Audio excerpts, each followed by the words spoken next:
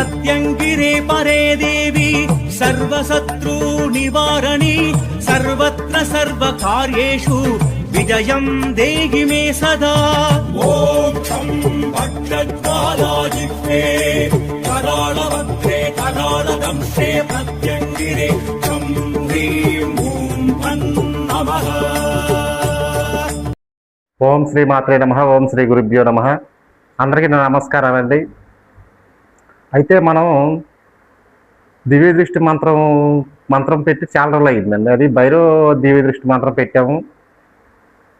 దానికంటే శీఘ్ర ఫలితం, తొందరగా ఫలితం వచ్చే దివ్య దృష్టి మంత్రం పెట్టండి గురువు గారని చాలామంది మన ఫోన్ కాల్స్ చేసి అడిగారు. అయితే తొందరగా దివ్య దృష్టి వచ్చే మంత్రం ఏంటంటే బేతాళ దివ్య దృష్టి మంత్రం అయితే చాలా తొందరగా వచ్చింది, కానీ ఇది చాలా కష్టంతో కూడుకున్నది.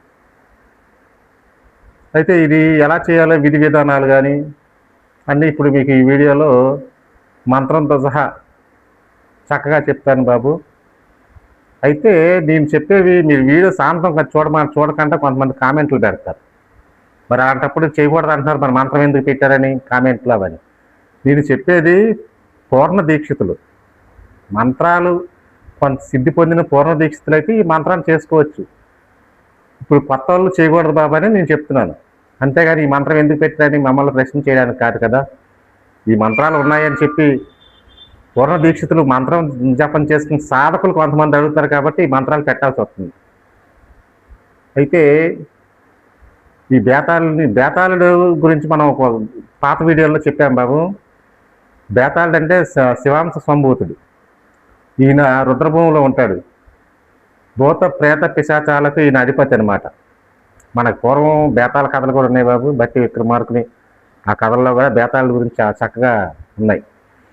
అయితే బేతాళుడిని ఈ విద్య నేర్చుకున్న వాళ్ళకి చాలా అద్భుతమైన ప్రయోజనం ఉంటాయి.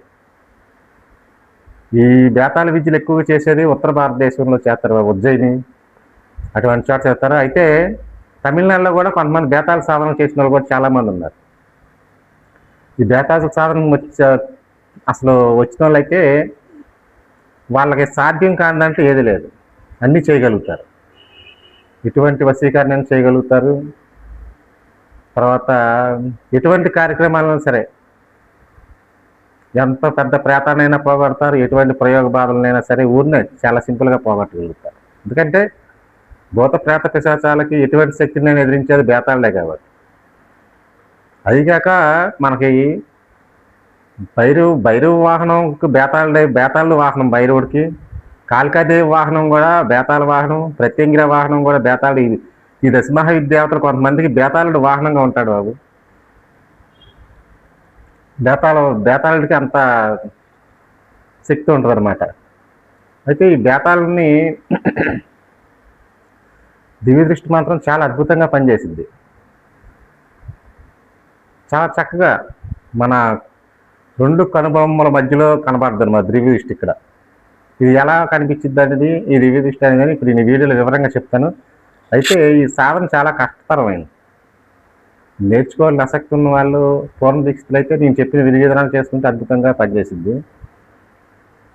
లేదు గురువుగారు మేము నేర్చుకుంటామన్న మా దగ్గరికి వచ్చినప్పుడు మేము వాళ్ళకి తప్పకుండా ఈ విద్యను ఎలా నేర్చుకోవాలని చెప్తాం. అయితే బేతాళ సాధనలు అంటే ముఖ్యంగా శ్మశానంలో చేసే సాధనలు. ఇది మీకు అనుమానం రావచ్చు, మన ఉన్న ఈ కలియుగంలో ఇప్పుడున్న పరిస్థితుల్లో శ్మశానంలో చేయడానికి మనకు అవకాశం లేదు అని ఎలా అని మీకు అందరికీ చాలా డౌట్ వస్తుంది. అప్పుడు మనం ఏం చేయాలంటే ఒక ఏకాంతమైన ప్రదేశం, ఒక గది చూసుకొని ఆ గదిలోకి ఎవరిని రానివ్వకూడదు బాబు. ఆ గదిలో మీరు బేతాళను ఆవాహన చేసుకోవచ్చు. బేతాళను ఎలా ఆవాహన చేసుకోవాలంటే ఒక బూడిద గుమ్మడికాయని తీసుకొచ్చి దానికి కళ్ళు అన్నీ మనమే చెక్క పెట్టుకోవాలి. చెక్కలు కళ్ళు ముక్కు నోరు అన్నీ చెక్కి ఆ బూడిద గుమ్మడికాయలకి తొందరగా బేతాళుడు ఆవాహన అవుతాడు. తర్వాత పైన ప్రమిద పట్టేటట్టు చేసుకోవాలి. ఆ పైన ప్రమిదలో నూనె పోసి రోజు దీపం పెట్టాలి. నల్ల వస్త్రాలు ధరించాలి బాబు. ఈ సాధన చేసేటప్పుడు నలుపు వస్త్రాలు ధరించాలి. నలుపు రంగు జపమాల అయితే శ్రేష్టం, లేదా రుద్రాక్ష కానీ. ఇప్పుడు నేను ఇచ్చే మంత్రాన్ని చక్కగా రోజుకి 11 మాలలు చేసుకోవచ్చు. 11 మాలలు చేసుకుంటే ఇంకా ఎక్కువ ఒప్పు ఉంటే ఇంకా ఎక్కువ చేసుకోవచ్చు.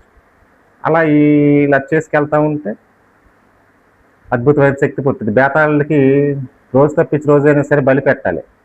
ఈ బలి ఎక్కడ పెట్టాలి? ఇప్పుడు మీరు చేసే సాధన దగ్గర పెట్టి దాన్ని మళ్ళీ చక్కగా తీసుకెళ్ళి శ్మశానంలో పెట్టి రావాలి. రేపు శ్మశానంలో ఉంటాడు కాబట్టి బేతాళుడు పెట్టి రావాలి. శ్మశానం మాకు దగ్గర లేదు గురువుగారు, మరి మేము పరిస్థితి అన్నప్పుడు మీ దగ్గరలో ఉన్న చెరువు గట్లు కానీ నదీ తీరాలు కానీ ఉంటే అక్కడికి వెళ్ళి పెట్టి రావాలి. ఇది నైట్ పూట పెట్టాలి, పగలు పెట్టేది కాదు.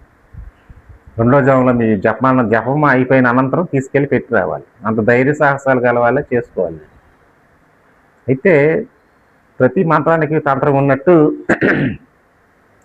ఈ బేతాళ విధి చేసేటప్పుడు దివ్య దృష్టి కోసం ఏం చేయాలంటే శ్మశానంలో శవం కాలేటప్పుడు వచ్చే పొగలో నుంచి ఒక నలుపు రంగు బూడిద తయారైంది. అంటే ఆరుబయట దాని సంస్కారాలు చేసే చోట ఉండదు బాబు. ఇప్పుడు చక్కగా ఒక గదుల్లాగా వచ్చి అలాంటి చోట చేసినప్పుడు పైన మసి పట్టింది. ఆ మసిని తెచ్చుకోవాలి, చక్కగా సేకరించి తెచ్చుకొని దాంట్లో ఆవ నూనె, విప్ప నూనె, వేప నూనె ఈ మూడు కలిపి చక్కగా ఒక ముద్దలా చేసుకోవాలి.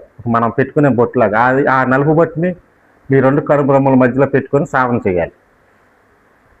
ఇలా చేసే సాధన చాలా అద్భుతంగా పనిచేసింది బాబు. అయితే బేతాళుడికి బలి అంటే ఏం పెట్టాలంటే ఎర్రన్నం పెట్టాల్సి వచ్చింది అనమాట. ఎరుపన్నం అంటే ఇవన్నీ ఇప్పుడు ఈ వీడియోలో చెప్తే కొంచెం గుబుత్సకరంగా ఉంటాయి బాబు చూసి చెప్పే వాళ్ళకి కూడా. కొన్ని చెప్తాను. ఎర్రన్నం అంటే కుంకుమ కలిపి పెట్టచ్చు, కుంకుమలో కొద్ది నెయ్యి వేసి. తర్వాత కొన్ని బళ్ళు ఉంటాయి, అవి కూడా పెట్టాలి, తప్పదు బేతాళుడికి. ఇలా ఈ సాధన క్రమంలో ఇలా చక్కగా రోజు చేసుకెళ్తూ ఉంటే తొందరగా అతి శీఘ్రంగా దివ్య దృష్టి ప్రసాదించేవాడు బేతాళుడు. మంత్రాన్ని కూడా ఇప్పుడు చివరిలో స్క్రీన్ మీద వచ్చింది బాబు. చక్కగా చూసి ఈ మంత్రాన్ని పేపర్ మీద రాసుకొని పూర్ణ దీక్షా పరులు అయితే ఈ మంత్రాన్ని చేసుకోవచ్చు.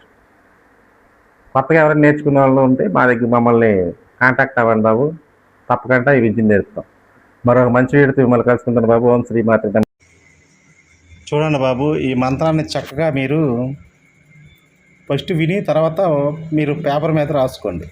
అప్పుడు మీకు అర్థమైంది. బ్రాం బ్రీం బ్రూం భద్ర భైరవాయ క్లాం క్లీం క్లూం వీరబేతాళాయ త్రిలోకవశ్యం భూత భవిష్య వర్తమానం దర్శనం దేహి దేహి దేహి ఫట్. ఈ మంత్రాన్ని చక్కగా చేసుకోవచ్చు బాబు. ఈ మంత్రం చదివేటప్పుడు విని అక్కడ మీరు చక్కగా రాసుకోండి.